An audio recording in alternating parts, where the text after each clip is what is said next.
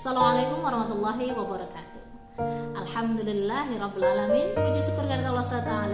Pada kesempatan kali ini anak-anakku sekalian, kita akan bercerita tentang salah satu sahabat Rasulullah yang terakhir meninggal.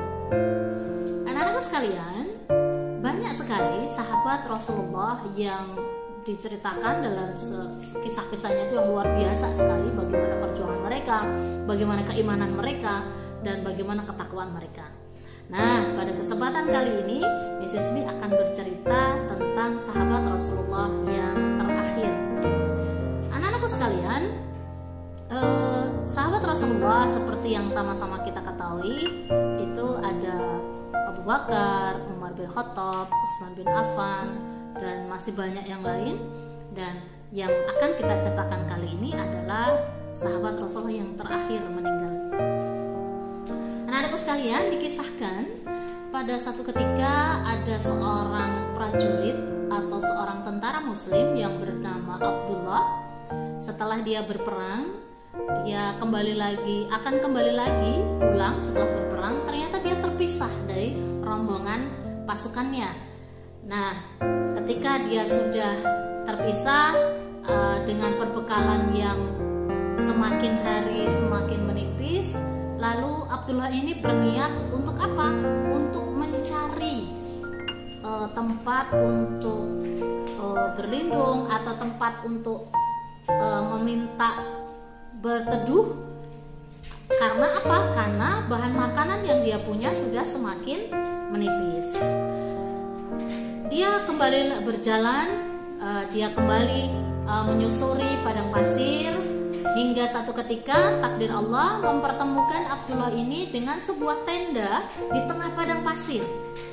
Nah, anak-anakku sekalian, menariknya ketika didekati tenda ini, tendanya itu hanya berisi satu orang, ya, berisi satu orang laki-laki, yang kalau dilihat kondisi fisiknya, subhanallah, kita akan merasa iba atau kita akan merasa kasihan gitu anak-anakku sekalian. Nah, lalu Abdullah mendekati tenda itu dan mengucapkan salam kepada penghuninya. Begitu dia masuk, dilihatnya penghuni dari tenda itu adalah seorang laki-laki yang sudah tua, tangannya tidak ada, kakinya pun tidak ada, matanya rabun, dan telinganya pun sudah kurang pendengarannya. Tetapi anak-anakku sekalian, tadi ketika Abdullah mendekati tenda, mau masuk ke tenda itu, yang dia dengarkan dari lisan orang yang ada di dalam tenda itu hanya mengucapkan subhanallah, alhamdulillah, la ilaha illallah, dan selalu mengucapkan apa? Ya Allah, bimbinglah saya untuk selalu bersyukur dengan nikmat yang telah Kau berikan kepadaku. Nah, anak-anakku sekalian, ketika Abdullah mendengar hal itu, Abdullah kaget. Kagetnya apa?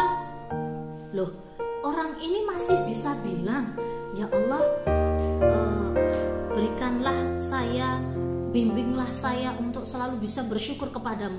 Padahal kondisi dari laki-laki tersebut, anak-anakku sekalian, dia nggak punya kaki dan tangan, matanya sudah rabun, bahkan dia hanya bisa selalu beristighfar dan selalu berzikir kepada Allah. Hingga Abdullah pun setelah masuk, dia bertanya kepada si penghuni tenda tadi, wahai Fulan, katanya gitu, kenapa engkau masih meminta supaya dibimbing bersyukur kepada Allah, padahal kondisimu seperti ini, katanya, kata Abdullah begitu kan.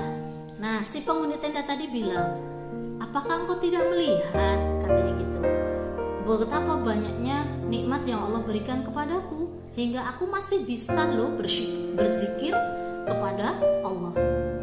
Luar biasa.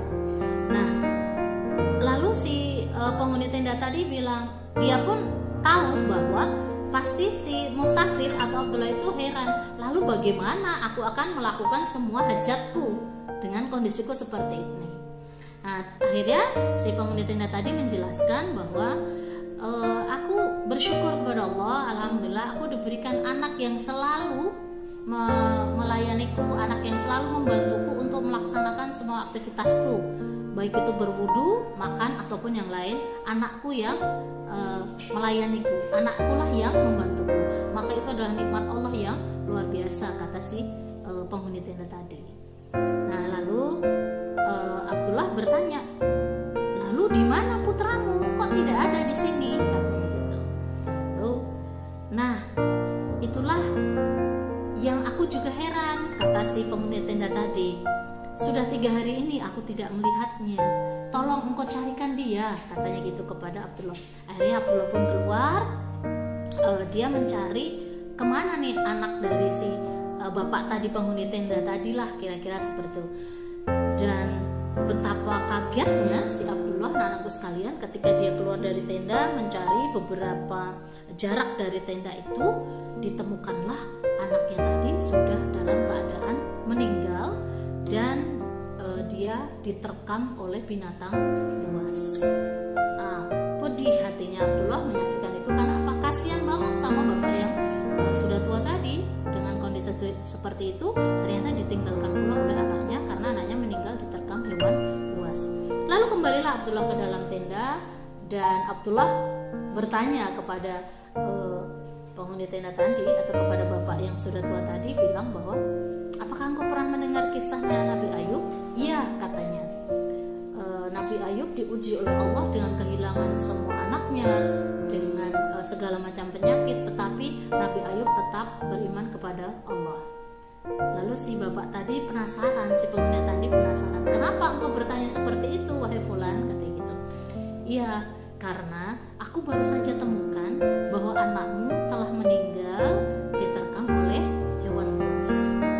Lalu bapak tadi penghuni tenda cuma bilang, inna lillahi wa inna ilaihi raji'un. Aku bersyukur kepada Allah karena apa? Karena anakku adalah anak yang soleh sampai hingga dia menutup ajalnya. Nah, beberapa saat setelah mengucapkan hal itu, anak-anakku sekalian, qadarullahnya, takdirnya, ternyata dia juga menghembuskan nafas terakhir. Dia akhirnya juga meninggal. Setelah dia meninggal, Abdullah kan bingung, aduh ini bagaimana, kok ini juga si bapak ini akhirnya juga meninggal di hadapannya. Akhirnya Abdullah keluar dari tenda, dia coba cari bantuan. Alhamdulillahnya ada 4 orang berkuda pada saat itu mendekati yang ada di sekitar tenda itu. Lalu dia berteriak meminta tolong supaya membantu dia mengurus jenazah ini gitu. Nah, terlihat dari penampilan para penunggang kuda itu, terlihat bahwa mereka adalah orang-orang yang rapi, orang-orang yang dia orang-orang yang ya terlihat kalau dia bukan orang biasa dari penampilannya yang luar biasa bagus gitu, dan tampilannya. Nah, setelah itu Abdullah menyampaikan, wahai fulan, tolonglah aku untuk membantu mengurus jenazah yang ada di dalam tenda ini. Akhirnya si penunggang kuda tadi lalu turun dan bertanya, siapakah dia? Aku juga tidak tahu, kata Abdullah, karena dia hanyalah orang yang tidak punya tangan, tidak punya kaki, tapi dia berada di tenda ini sendirian.